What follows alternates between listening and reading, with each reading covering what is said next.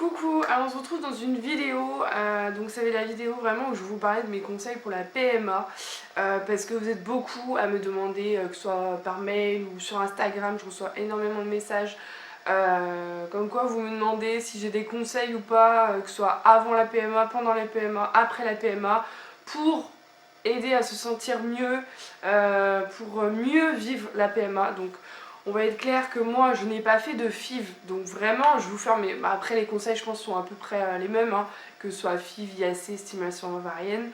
Mais moi je veux vraiment vous parler par rapport à mes IAC, parce que tout simplement FIV on le sait que c'est plus éprouvant, on va se le dire, vous avez une ponction. Bon, vous avez les piqûres pour les IAC aussi, et elles sont, pour certaines personnes elles sont plus éprouvantes que pour d'autres.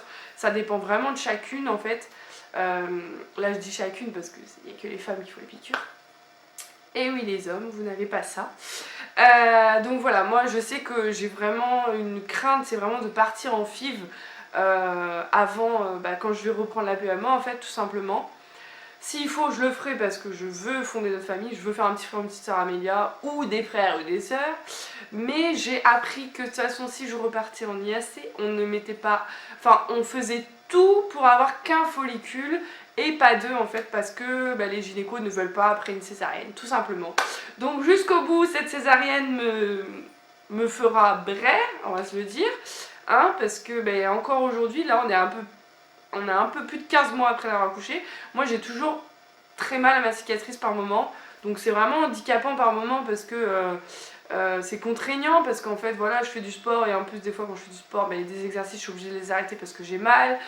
Au travail, genre à un moment donné quand je suis trop debout, ça attire énormément, enfin voilà, c'est chiant, on va se le dire, c'est chiant. Tout d'abord vous me direz, juste avant que je parle de la PMA et des conseils, vous me direz si cette qualité de vidéo vous la préférez à l'autre, donc des vidéos auparavant, parce que là c'est avec mon réflexe, donc normalement la qualité est bien meilleure qu'avec ma caméra, mais on sait jamais. Là aussi je suis peut-être à la bonne lumière aussi, parce que la dernière fois j'ai filmé avec mon réflexe et au final c'était dans la pénombre, donc bon, on n'a pas vu une grande différence je pense. Faites pas gaffe à ma tête, je sors du sport, j'ai pris ma douche et tout, mais j'ai pas pris de shampoing parce que ma tête est propre tout simplement, j'ai fait mon shampoing il n'y a même pas 2 jours. Bref, Marine, on s'en fiche complètement. On passe au sujet. Donc, vous savez que nous, on a essayé d'avoir un enfant pendant des mois et des mois. Que au bout d'un moment, tout simplement, soit vous le sentez, soit c'est votre partenaire. Souvent, c'est les femmes, je pense. Voilà. Qui disent, bon chérie, on a peut-être besoin d'aller voir un petit gynécologue parce que ça fait quand même quelques temps qu'on essaie d'avoir un enfant. Rien du tout. Donc voilà, le rendez-vous, personnellement je n'ai pas stressé parce que le premier rendez-vous avec mon gynécologue, je m'y attendais pas du tout qu'on me dise vous allez avoir besoin d'aide de la médecine. Pour moi j'allais peut-être avoir besoin d'un petit cachet pour moi pour un peu stimuler là-dedans, mais j'étais loin d'imaginer que c'était moi et mon mari qui avions un souci. Loin de là. Et là, quand votre gynécologue vous dit écoutez madame, ça sera pas un bébé couette, ça sera un bébé éprouvette. Et bam, alors là c'est la première claque que vous prenez, déjà c'est clair et net, c'est que en fait vous êtes jeune. Pour ma part j'étais jeune en tout cas. Enfin je le suis toujours. J'avais quel âge? J'avais 24 ans je crois, même pas, je crois pas que j'avais encore 24 ans. Bah non, j'avais pas encore 24 ans, bah non parce que j'ai 26 ans. Oh la vache. J'avais pas encore 24 ans, donc c'est vrai que je me trouvais jeune. C'est dur d'encaisser, de se dire bon tu peux pas faire un enfant à ton mari en fait. T'es pas capable de faire un enfant naturellement à ton mari. C'est un peu dur, mais bon, voilà, dans la vie de tous les jours, en général, je veux quelque chose, je me donne les moyens. Et voilà, et de toute façon, on se dit, on n'a pas le choix, tout simplement. Qu'est-ce qu'on va faire? Bon, salut, on se revoit dans 10 ans, si j'y arrive toujours pas, bah non, on y va, on écoute, et puis voilà. Maintenant, je pense qu'il faut que le couple soit très très solide, clairement. On va se le dire clairement, le couple pour la PMA, il faut qu'il soit super solide. Je pense que c'est l'épreuve du couple, la PMA. Malheureusement, il y a beaucoup de couples qui se séparent. Sur Instagram, j'en ai vu quelques-uns, c'est dommage, c'est triste. Mais après, voilà, je pense que c'est mûrement réfléchi quand même quand ils se séparent, les gens.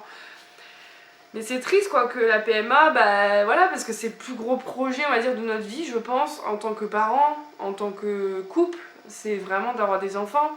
Il y a le mariage bien sûr, mais c'est vrai que voilà, bon, le projet d'acheter une maison, c'est un très beau projet. Bon, on va pas se séparer parce qu'on trouve pas de maison. On va se dire les choses. Donc, je pense qu'il faut que le couple soit solide. Moi, on va dire que donc il y a Mickaël et moi. Moi, je suis plus impatiente. On va se le dire, je suis pas très patiente. Avec la PMA, j'ai appris à être patiente, il le faut. Mickaël est plus posé, donc c'est vraiment dans le couple, ça va vraiment être lui qui m'a vraiment, on va dire, on s'est soutenus mutuellement bien sûr, mais c'est lui qui me disait allez on va réussir. Moi aussi hein, j'étais motivée, j'étais vraiment, c'est bon on va avoir notre enfant, mais j'étais vraiment le moindre truc genre j'ai pas fait ma piqûre à l'heure, mais ça j'ai pas ma piqûre, mais comment je fais, mais c'est pas possible. Pour la deuxième IAC, alors il me semble que c'était pour la deuxième IAC, alors là... mon gynéco me fait bah faut faire une piqûre ce soir, pardon, mais je travaille ce soir, c'était pas prévu, je travaille, j'ai personne, ma tata elle peut pas venir jusqu'à mon travail, bon bah j'ai dû me dépêcher à trouver une infirmière et j'ai eu une super infirmière, super gentille, elle m'avait dit d'ailleurs si vous avez besoin, vous m'appelez même 1 heure avant, je viendrai vous faire la piqûre, je connais le processus donc ça m'avait beaucoup rassurée. Donc voilà, une fois qu'elle était partie, c'est bon, on est parti sur la deuxième IAC. Maintenant, les conseils que je vais vous donner aussi pour la PMA, c'est que si vous le sentez pas en fait, moi je vous le dis, je sais plus si je vous l'avais dit, si la deuxième IAC avait pas marché, je m'octroyais une pause. C'est moi qui avais dit à mon mari, écoute, on a mis des sous de côté. On a mis des sous de côté à la base, c'était pour notre bébé, hein, bien sûr, mais il venait pas. Donc de toute façon que je parte en vacances 6 mois avant, 1 an avant, ça changeait quoi hein, il venait pas plus vite. C'est un peu le même principe que j'avais quand je voulais acheter quelque chose. En fait, je voyais une petite paire de chaussettes trop mignonne. Je me dis, bon écoute Marine, ça va pas le faire venir plus vite ou plus tard que t'achètes une paire de chaussettes à 1 €. Si ça me faisait plaisir, je l'achetais. Pour la première IAC, j'ai acheté une paire de chaussettes, je me rappelle, chez Stockomanie. J'avais même mis sur Instagram, est-ce un signe? Je sais pas, mais j'ai acheté une paire de chaussettes, donc je suis tombée enceinte. Bon, pour celles et ceux qui le savent, j'ai fait une fausse couche, mais voilà, ça m'avait fait plaisir, donc je l'ai prise. Et c'est vrai que pour la deuxième IAC, j'avais dit à Mickaël, si elle marche pas, on se prend un billet d'avion et on part en vacances. On n'est jamais partis en vacances tous les deux. Et bon, bah elle a marché pour notre plus grand bonheur, donc les vacances annulées, non, on n'avait pas réservé de vacances, mais moi, c'est vrai que je m'étais dit, bon, bah peut-être que je vais partir en vacances. Mais non, mais j'étais la plus heureuse du monde. Et c'est vrai que j'ai vécu différemment les deux IAC, parce que la deuxième IAC, je sais pas s'il y avait quelque chose à la première, je me projetais pas. Et la deuxième, tout de suite, j'ai fait confiance au bébé et je me suis dit c'est bon. Et dès le départ, je sais plus, pour celles qui me suivent depuis le début, j'avais dit que c'était une fille. J'avais dit sur Instagram, je sens que c'est une fille. On m'a dit mais comment tu peux sentir que c'est une fille alors que tu l'as même pas vue sur l'écran? Je sais pas, je peux pas vous l'expliquer, je sais pas. Mais voilà, j'ai vraiment fait confiance tout de suite à ma fille. Hein. Et donc voilà, le deuxième conseil, ce sera vraiment si vous le sentez pas, je sais pas, vous êtes à votre deuxième fille, vous dites allez, je suis fatiguée, j'en ai marre, vous dormez tout le temps, vous mangez tout ce qui vous passe par la main, enfin vous êtes un peu, vous n'êtes pas dans un bon mood quoi, vous êtes dans le mood genre un peu l'ambiance. J'en ai marre de tout, je suis saoulée de tout, je suis fatiguée, j'ai qu'une envie c'est d'aller au lit. Vous vivez PMA, PMA, PMA. Bon bah là je vous donne un conseil, c'est faites une pause. Alors, faites-vous une pause d'1 mois. Je peux vous dire que j'ai eu une pause forcée, c'est entre la fausse couche et la deuxième IAC. Elle a été bénéfique pour nous, que ce soit pour moi ou pour mon mari, pour notre couple. Parce que c'est le moment, voilà, sans rentrer dans les détails, où on a vraiment pris du plaisir depuis des mois. Voilà, où on a vraiment pris le plaisir, pas faire un bébé en fait, c'était vraiment, on est un couple. Voilà, je fais pas de dessin, mais voilà, c'était le moment, vraiment la pause imposée qui a été bénéfique pour nous. Je peux vous dire que quand je suis retournée voir mon gynécologue, je dis c'est bon, moi c'est bon, je peux être enceinte, je pense que j'ai bien vécu avant ma grossesse. Et voilà, je pense que c'est important de faire une pause quand on en a besoin, quand on ressent le besoin. J'avais peur de pas vouloir tout simplement parce que focus PMA, mais non, faut pas oublier notre couple. Pendant la grossesse non plus, après la grossesse, faut pas oublier notre couple. Moi, c'est ce que j'ai fait. bon, vous avez vu la vidéo avec le sexologue, hein, voilà, je vous donne des conseils que je n'ai pas trop accomplis moi-même.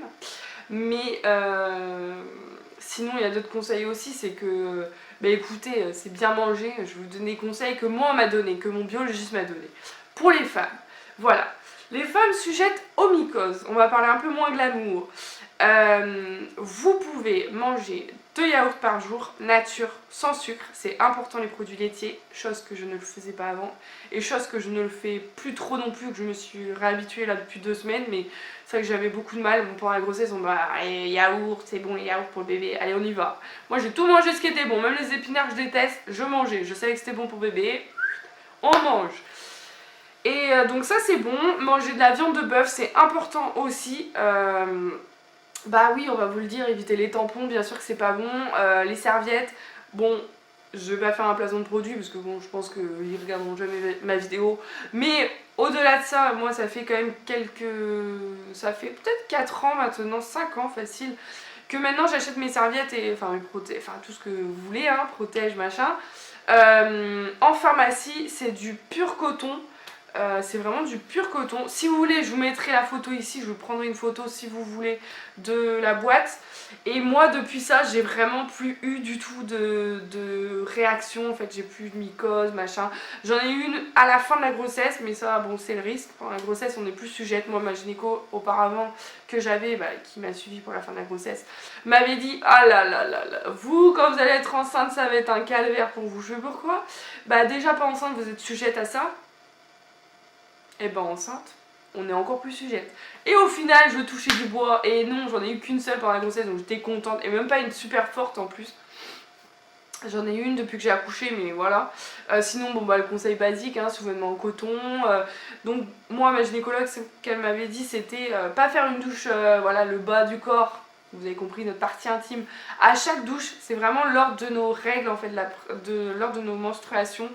Parce que ça sert à rien d'aller se nettoyer trop, voilà. Sinon, quoi d'autre? Sinon c'est tout ce qu'il avait dit biologiste, qu'en soi j'avais une bonne hygiène de vie de nature, donc j'avais réappris à bien manger, machin.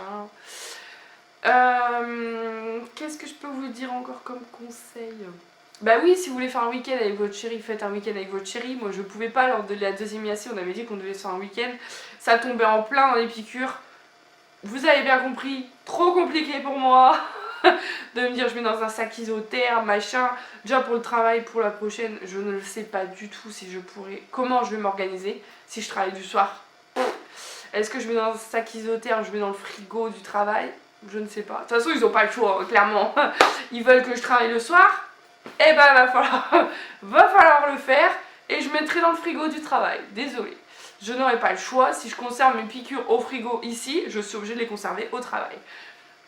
Ça c'est clair et net, je veux faire les choses bien. La première IAC, j'avais mis à l'air libre. Je le sentais pas quoi. Je me dis à l'air libre, c'est bizarre. Imaginez, je prends l'été. Il faut pas mettre à plus de 30 degrés ou 25 degrés, il me semble. Donc clairement, 25 degrés, moi dans la maison, il est fait large l'été. Hein. Donc voilà. Sinon, juste quelques conseils aussi, c'est lâcher prise, chose que je ne le fais pas souvent.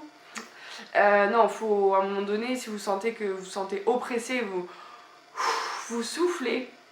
Et surtout, faites l'amour pas que pour faire un bébé, faites l'amour pour le plaisir aussi, c'est important. Je pense que c'est important de...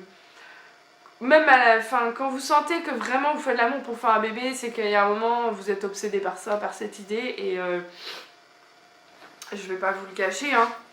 Je vous cache rien de toute façon en général sur ce sujet-là surtout. Il y a quelques temps, c'était redevenu une obsession. C'était vraiment, j'ai mes règles quand, je ovule quand. En hypothèse, hein, parce que bon, je suis pas très bonne niveau ovulation moi. Mais voilà, tiens, mince, alors l'autre jour j'ai dit à une copine, tiens, j'ai mal à la tête. C'est bizarre, ça fait 3 jours que j'ai mal au crâne. Bon, on va regarder. Et là, je regarde mon calendrier. Qu'est-ce que je vois? Ah oui, ma vieille, t'es à la veille de ton ovulation. Voilà. Donc j'écoute mon corps sans l'écouter. J'apprends à lâcher prise. De toute façon, on a un bébé, on a déjà énormément de chance. On a notre fille, bien sûr. Bien sûr, moi, ça me ferait mal au cœur de pas réussir à avoir un deuxième enfant. Je veux pas le cacher. Je veux pas que ma fille soit fille unique déjà. J'ai été très longtemps fille unique. Je pense que c'est pas... Je veux pas avoir qu'un seul enfant, je l'ai jamais caché de toute manière, c'est pas parce que j'aimerais plus un autre, non pas du tout.